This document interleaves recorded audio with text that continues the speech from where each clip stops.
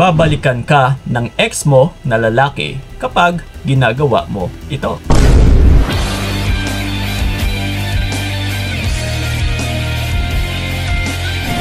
Yes. Ito mga utol, sa video na ito ay tatalakayin po natin or i-share ko po sa inyo kung ano yung mga gawain na magpapahantong or magiging rason kung bakit babalikan ka talaga ng ex mo.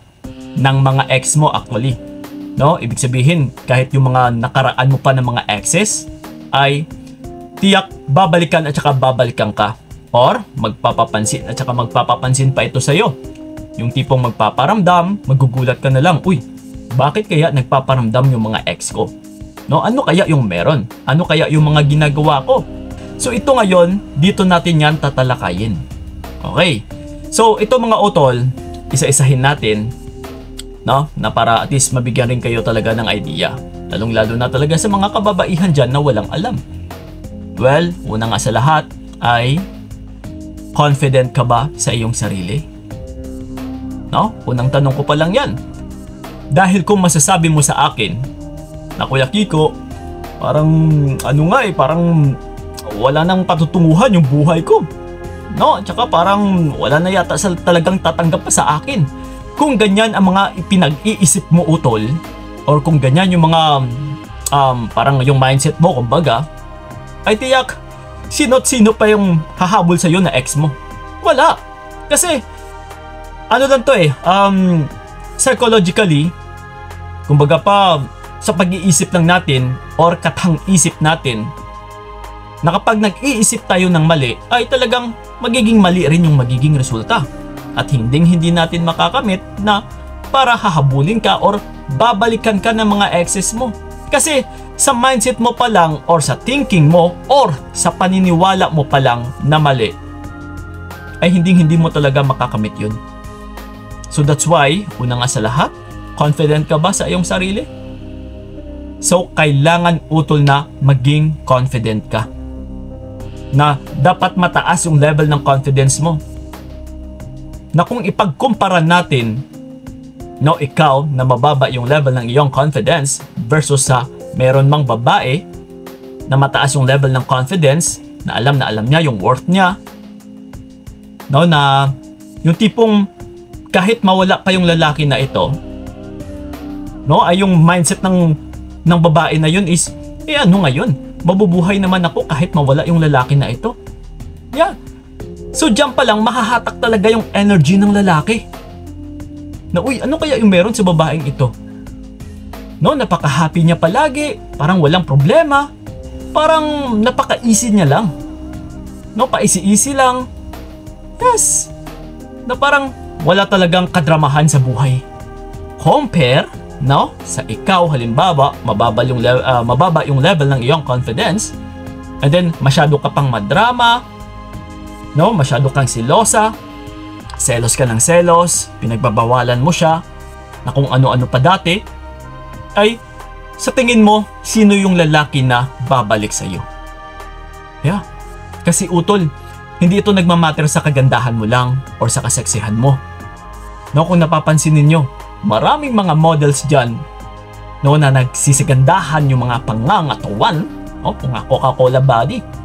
And yun na nga, nagagandahan din yung mga pagmumukha. Pero kung titignan natin or kung napapansin ninyo, may mga anak pero walang ama. Naaanakan lang. Kumbaga pa, maaari na niloko lang sila ng lalaki, ginamit, no, para matalik, pero but unfortunately, nagkaroon ng bunga, nagkaanak, pero bakit hindi sila sineseryoso? Yeah.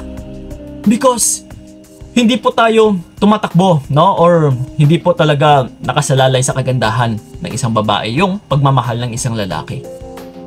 But kung ikaw kasi mismo marunong ka magdala, no, wala kang gaanong kadramahan sa relationship ninyo, yung tipong mataas talaga yung level ng confidence mo. Confident ka, no, na okay, kung nandyan si lalaki, okay, walang problema. Pero kung wala man si lalaki, aalis man siya, iiwan niya ako, wala pa rin problema. Kayang-kaya ko. So sigurado utol, no, lahat ng mga kagagawan mo or gagawin mo pa lang ay mabibigyan ito ng something na para magkaroon ng laman. Na yung tipong parang walang kang takot, mahahayaan mo lang siya, okay sige, kung saan mo gusto pumunta. Yeah, palagi mo siyang pinapayagan, hindi mo siya pinagbabawalan. And kahit tumitingin mo siya sa iba't ibang babae, wala ka pa ring reklamo. No, and yes, kailangan talaga utol ay hindi ka mareklamo. Isa po yan sa tatandaan ninyo. Ito ha, ayaw na ayaw po ng lalaki yung madramang babae, masyadong silosa, or puro lang din pampapaganda yung alam, walang alam sa buhay, walang alam sa loob ng bahay, is hahantong at saka hahantong talaga na kahit gaano ka pa kaganda ay maybe maaanakan ka lang ng walang ama. Yeah. Na hindi mag-e-stay sa'yo yung isang lalaki. So dapat marunong ka rin talaga sa pamumuhay. No? Na kailangan is magiging mother figure ka. No? Magiging wife figure or wife material. Hindi yung hanggang pangkama ka lang talaga. Oh no! Yes. So kasi kung ano yung pinapakita mo utol, ganun lang din, hanggang dyan lang din yung pagtrato ng lalaki sa'yo. So again and again, kahit magkahiwalay man kayo, isa ka pa rin sa hahanap-hanapin ng lalaki kung hanggang sa ngayon ay patuloy pa rin na ganito ka. No, na ito yung imahe mo, na ito yung karakteristik mo.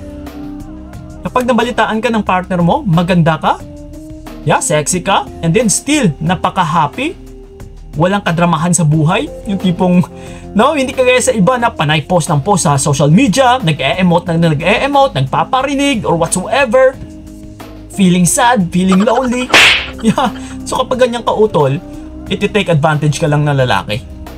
Pero kung nakikita or mapapansin ng partner mo or ng ex mo na, uy, napaka hindi ng babaeng ito. Grabe. Parang never din ako nakarinig ng reklamo dito sa kanya dati. So hanggang ngayon ito buhay, napakaganda, napaka-sexy. Yeah, napaka-independent.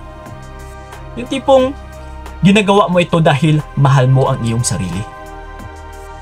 Hindi ka kumikilos para magkaroon ng relationship. Hindi ka kumikilos para magkaroon ng partner na lalaki. Kundi kumikilos ka para sa ikabubuti ng buhay mo, para magkaroon ka ng magandang future, na kung sakaling may darating man na lalaki, at least alam mo pa rin kung ano ang dapat mong gagawin. Alam mo pa rin yung parte mo, no, na dapat mong gagawin bilang isang partner. Hindi yung puro na lang lalaki, puro na lang pag-iibigan, puro relationship na lang ang iniisip mo, ang inaatupag mo, or dyan na lang talaga umiikot yung buhay mo. Wala pong mag-e-stay na lalaki sa iyo utol kapag ganyan ka, kasi yung magiging gawain mo kapag ganito yung mindset mo ay magiging mali talaga. Magiging mali talaga yung pagtrato mo sa partner mo na lalaki. So, and ito rin yung magiging rason or magiging sanhi na hindi ka niya hahabulin. Okay? So yun po ha, kailangan istandaan nyo po yun mga utol, na masisigurado ko sa inyo, babalik-balikan ka talaga ng mga exes mo. Magpaparamdam sila and kukunin yung pansin mo. Ayaw mo ba nun? Okay? So yun na po mga utol, and then sa may mga katanungan pa dyan, you can leave a comment nandyan sa ilalim and sasagutin natin or sasagutin namin yan. And sa mga nais ako makausap one-on-one, PM nyo po kami sa aming FB page na Payong Kaibigan ni Kiko. Yes, magsiset po tayo ng appointment para sa inyo. Kahit mailabas mo lang yung mga sama ng loob mo, pwede po tayo. Okay? Maraming salamat. So ingat kayo. God bless and babush! Binigay ko lahat para wala kang masabi. Kaya nga hindi